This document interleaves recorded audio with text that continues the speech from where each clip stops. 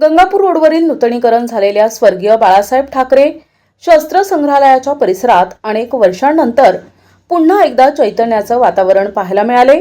बाळगोपाळांसह त्यांच्या पालकांच्या उत्स्फूर्त उपस्थितीमुळे येथे आयोजित 3 दिवसीय ऊर्जा बाल महोत्सवाला पहिल्याच दिवशी उदंड प्रतिसाद लाभला। महोत्सवाच्या पहिल्या दिवसाची सुरुवात कॅलिग्राफी कार्यशाळेने झाली। आधुनिक युगात हस्ताक्षरे टिकवून ठेवण्याच्या उद्देशाने प्रसिद्ध कॅलिग्राफर निलेश आणि पूजा गायधणी यांनी या कार्यशाळेत मार्गदर्शन केले। लहान मुलांसह पालकांनीही मोठ्या उत्साहात सहभाग नोंदवत देवनागरी आणि रोमन कॅलिग्राफी, स्टोन तंत्र तसेच अक्षरांची मांडणी याचे सखोल प्रशिक्षण घेतले। यानंतर प्रसिद्ध गायक आणि लेखक डॉक्टर सलील कुलकर्णी यांच्या मधली सुट्टी, गाणी आणि गप्पा या विशेष कार्यक्रमाने मुलांसाठी जणू मेजवानीच ठरली। या प्रसंगी उपस्थित प्रमुख पाहुण्यांचा सत्कार करण्यात आला।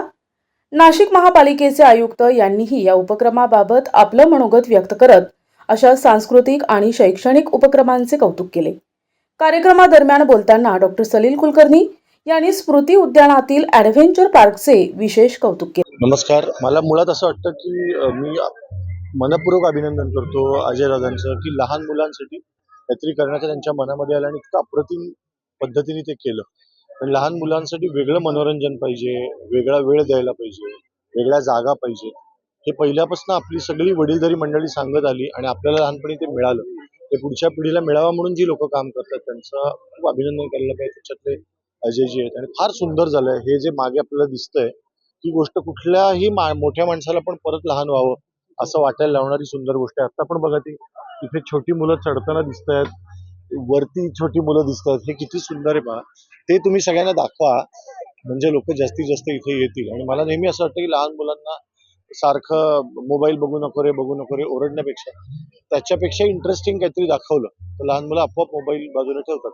आणि म्हणजे काय तर हेच ते आहे जे इंटरेस्टिंग आहे आणि मुलांना घेऊन येणार नाही। मला असं वाटतं की हिंदुहृदय सम्राट माननीय बाळासाहेब ठाकरे यांचं एक रसिक म्हणून इतके मोठे होते, स्वतः तर कलाकार होतेच पण त्यांना प्रत्येक कलेमध्ये रस होता।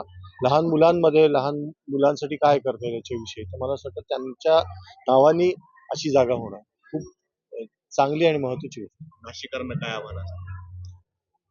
नाशिककरांना नाही, नाशिकच्या आसपास पण सगळीकडनं लोकांनी यावं असं माझे म्हणणं आहे। नाशिककर तर मी म्हणतो फार नशीबवान आहे की त्यांना अशी जागा मिळाली। आज इतकी चांगली जागा अशी पटकन मिळत नाही मुलांना आणि इथे सगळ्या प्रकारच्या फॅसिलिटीज आहेत। एवढंच नाही, तिकडे आर्ट गॅलरी आहे, तर मुलांना नुसतं खेळायला आणाल त्याच्याबरोबर चित्र पण दाखवा।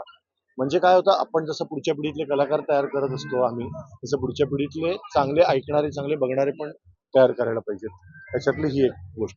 यानंतर आयोजक अजय बोरस्ते यांनी महोत्सवामागील संकल्पना, पुढील 3 दिवसांचे उपक्रम आणि मुलांसाठी असलेल्या विविध शैक्षणिक आणि मनोरंजनात्मक कार्यक्रमांची सविस्तर माहिती दिली।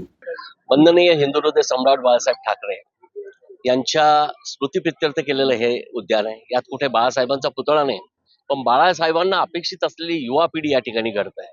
बाळासाहेब म्हणजे साहस म्हणून इथे हे ॲडव्हेंचर गार्डन आपण बघतोय। बाळासाहेब म्हणजे कलाकार म्हणून इथे आर्ट गॅलरी आहे, या ठिकाणी ॲम्पी थिएटर आहे। बाळासाहेब म्हणजे वाचन, बाळासाहेब म्हणजे भाषण आणि म्हणून इथे अत्यंत चांगली अशी अभ्यासिका आम्ही निर्माण केलेली आहे। त्याच पद्धतीनं बाळासाहेब काय म्हणायचे की मराठी माणूस हा स्वतःच्या पायावर उभा राहायला पाहिजे आणि म्हणून त्या ठिकाणी खाली सॉफ्ट स्किल ट्रेनिंग सेंटर केलेलं आहे।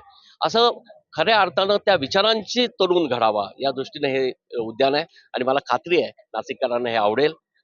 मी या ठिकाणी आमच्या कमिशनर नाशिक महापालिकेच्या मनीषाताई खत्री आल्या आहेत, मी त्यांचं या ठिकाणी स्वागत करतो आणि त्यांचा आभार सुद्धा मानतो, कारण महापालिकेचं मोठं सहकार्य या ठिकाणी मिळालं आहे। आणि महाराष्ट्राचे उपमुख्यमंत्री आदरणीय एकनाथ शिंदे साहेब यांनी आम्हाला खूप चांगला निधी या ठिकाणी या उद्यानासाठी उपलब्ध करून दिला, त्यांचं सुद्धा नाशिककरांच्या वतीनं आभार मानतो आणि नाशिककरांना विनंती करतो की आपण येताना आपल्या परिवारासह या उद्यानाला नक्की भेट